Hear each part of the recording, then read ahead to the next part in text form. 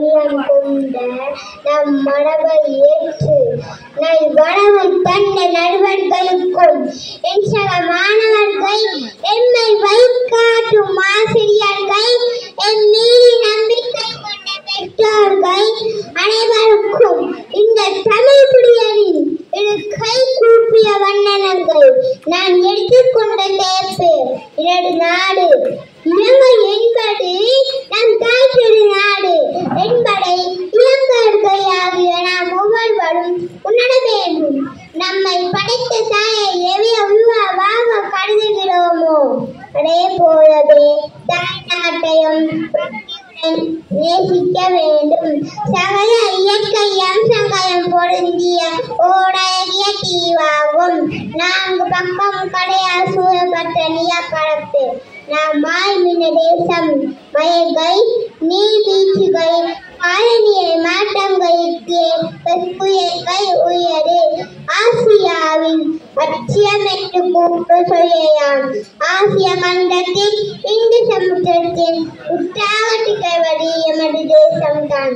இது ஆங்கிலேயரிடம் 1948ஆம் ஆண்டு பிப்ரவரி 4ஆம் தேதி சுதந்திரம் பெற்று ஒரு குடியரசு நாடாக திகழ்கிறது. வடமாகாணம், வடமத்திய மாகாணம், வடமே மாகாணம், கிழக்கு மாகாணம், மத்திய மாகாணம், ஊவா மாகாணம், தென் மாகாணம், மே மாகாணம், சப்தமம் மாகாணம் என 9 மாகாணங்களாக பிரிக்கப்பட்டுள்ளது.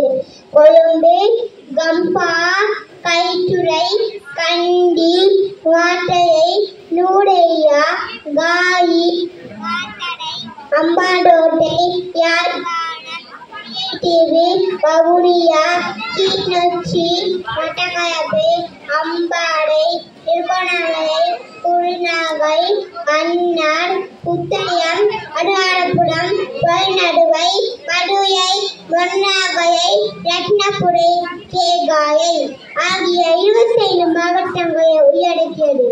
நமது நாட்டின் தேசிய உணவாக பாச்சோறும், தேசிய மரமாக நாகமரமும், தேசிய மரமாக நீரையும், தேசிய விலங்காக மராணியும், தேசிய பறவையாக காட்டுக்கோழியும், தேசிய விளையாட்டாக வடபந்தாட்டமும், தேசிய ரத்தினமாக நீய மாணிக்கையும் காணப்படும்.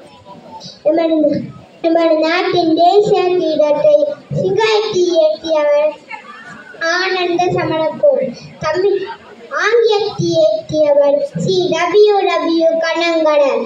தமிழ் இயற்றியவர் பன்ற மூனைய தம்பி. தேசிய கீதத்துக்கு இசையமைத்தவர் அமரதேவர்.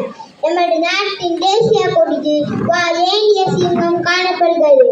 காவிரியத்தை சிங்களர்களையும், செம்மஞ்ச நிறத்தை தமிழர்களையும், பச்சை நிறத்தை முஸ்லிம்களையும் கொடுக்கின்றது.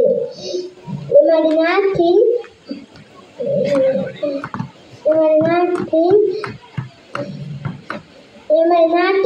இலவச கல்வியின் தந்தை C.W.W. கனகரன் ஆவார். 4 பக்கம் கடையால் சூழப்பட்ட இந்த அழகிய தேசம் சில செயல்களின் தவறான வழிகாட்டலால் தற்போது கடனால் சூழப்பட்ட தேசமாக காணப்படுகிறது. நாட்டை மீட்டு கட்டியெழுப்ப நானும் நீங்களும் இணைவோம். புதிய சிந்தனையுடன்.